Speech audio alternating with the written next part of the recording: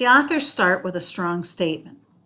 A criminal justice system that functions like ours imposes its penalties on the poor and not equally on all who threaten society, that does not protect us against threats to our lives and possessions equal to or graver than those presently defined as crime, and that fails even to do those things that could better protect us against the crimes of the poor, is morally no better than the criminality it claims to fight. This is a very strong statement, and the authors contend that, as they have throughout the book, that we failed to implement policies that could reduce crime and the suffering it produces. So think about some of the things that the book talked about, from the disparity based on class and race, to policies that ignore social conditions that we could change. Even think about how educational systems are failing, more likely are found in lower class neighborhoods.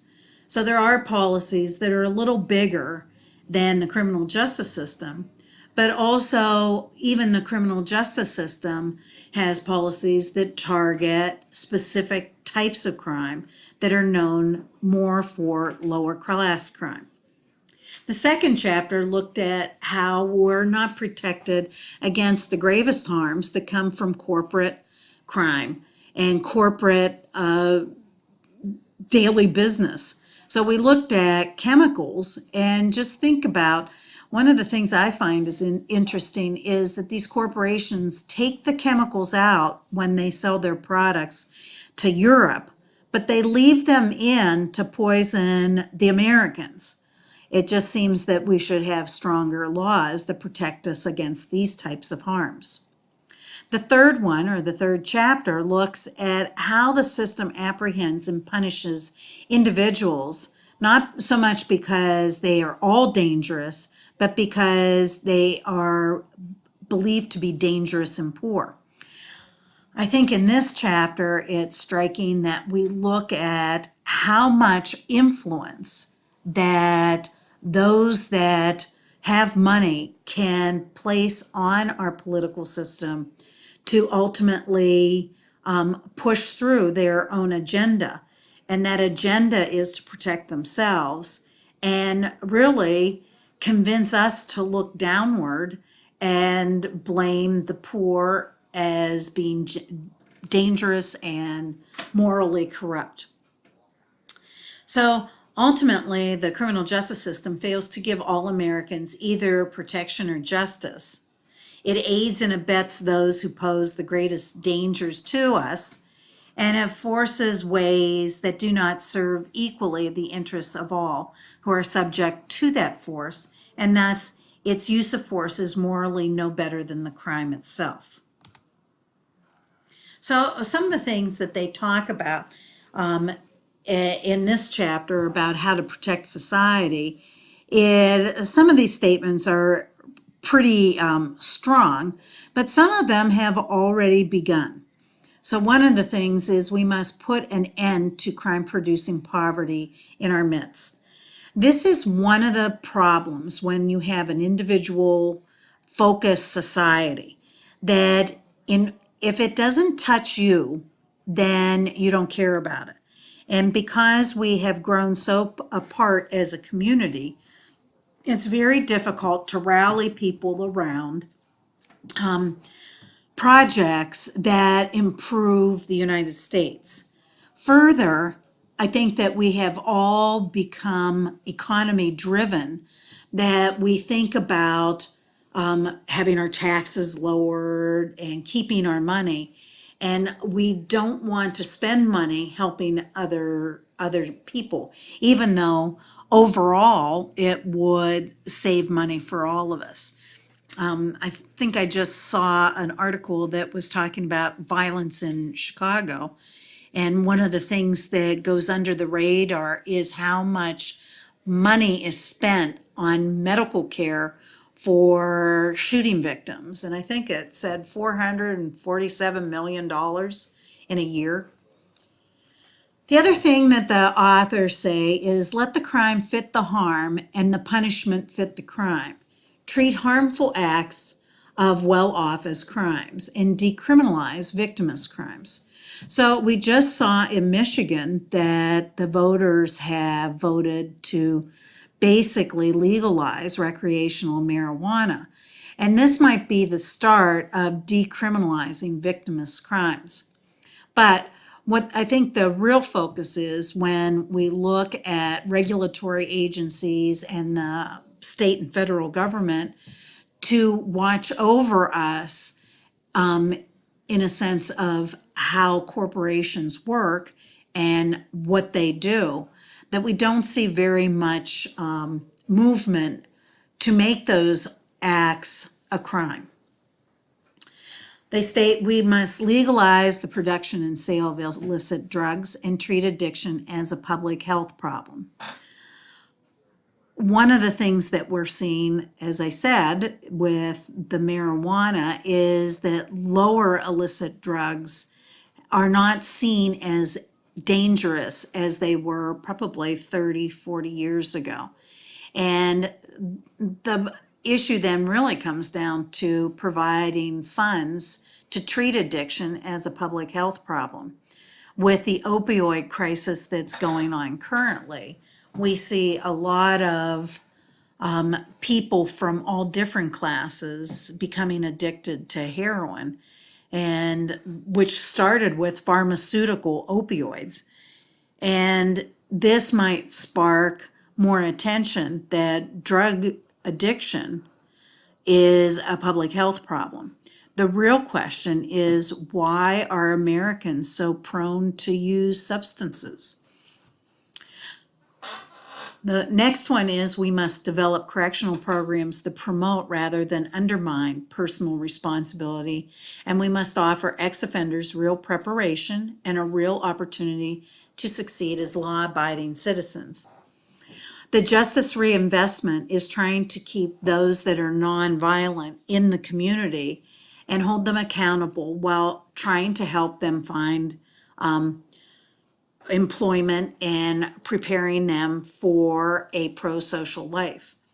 The problem, though, really comes with using prison because not too much goes on in prison. First of all, the way a prison is structured is it makes everybody dependent on a schedule. So when they get out, they really have not been independent since they were incarcerated. The second thing is that even though there are good correctional programs, not everybody that's incarcerated gets to participate. So a lot of times there's rules and regulations on who can participate, and it ends up being more pro-social inmates are more likely to get the programming rather than those that are the highest risks for reincarceration. Finally, we must enact and vigorously enforce stringent gun laws. Although the authors state this, I think that we're too far gone on the ability to enforce stringent gun controls. Yet we can move forward and maybe have a discussion on some different requirements that make it a little more difficult to purchase a gun, give it a little more time. I know that when I go to get allergy medicine, I have to give my license. I have to sign documents. So I don't think it's out of the minds of most Americans that if there's a few more checks along the way. The real issue when we talk about gun control is how the system, at least the mental health system, has really kind of isolated itself, and that information is not translated into anything that criminal justice really can use to kind of proactively watch people. This is something that we have to break down these silos and share information. So to promote justice, the criminal justice system should arrest, charge, convict, and sentence individuals with an eye only to their crime and not their economic class. In other words, remove the ability of those with more money to basically weed themselves out of the system. We must narrow the range in which criminal justice personnel exercise discretion, and we must develop procedures to hold them accountable to the public for the fairness and reasonableness of their decisions. I think that this has happened over the last decade. First of all, more accountability has been held to criminal justice. But we need to look at what our trainings are and what type of situation are we most vulnerable in. The discretion will never go away because we're dealing with a lot of high-risk situations. But maybe we need more training in specific areas, particularly mental health and de-escalation. The criminal justice system must be used for public safety and community justice, not for raising revenue. And certainly, I think that the free market that has basically leached off the criminal justice system to make money really needs to be pulled back. The criminal justice system is a necessary part of society, but it shouldn't be a moneymaker for others to promote their own interests and then be able to influence the criminal justice system to act in a certain way. We must transform the equal right to counsel into the right of equal counsel. You know, if you don't have money, you have to take the public defender that the county gives you. And many times public defenders have several cases that are overwhelming. And it was my experience that the first time they met their defendant was at the preliminary hearing, and they'd have a file and they'd quickly read through it and say, well, what do you want to do? Plead guilty. And so it was such a different course than those who had paid for an attorney, where the attorney would sit down and find out the facts of the case. Certainly, we know that when you're poor, you're more likely to stay in jail until you go to your preliminary hearing. And this, again, is a disadvantage if you have lower type crimes.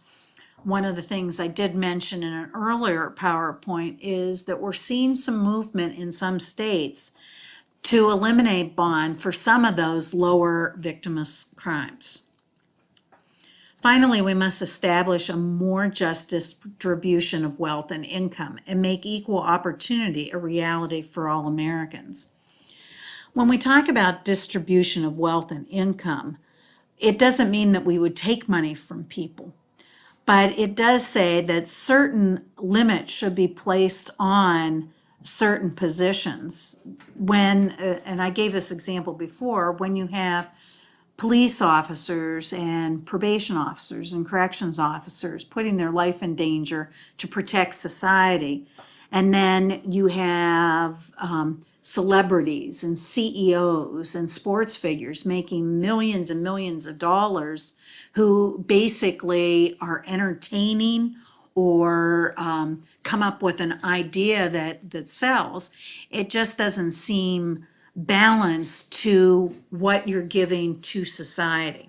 And so even though that people should be able to make money, John Mills was one of the philosophers who said that there should be kind of almost like a scale limit of how much you can make. Should CEOs make 300 times what their workers are making, or should they be making 10 times what their workers are making? In other words, we really have to look at how it's distributed within the system.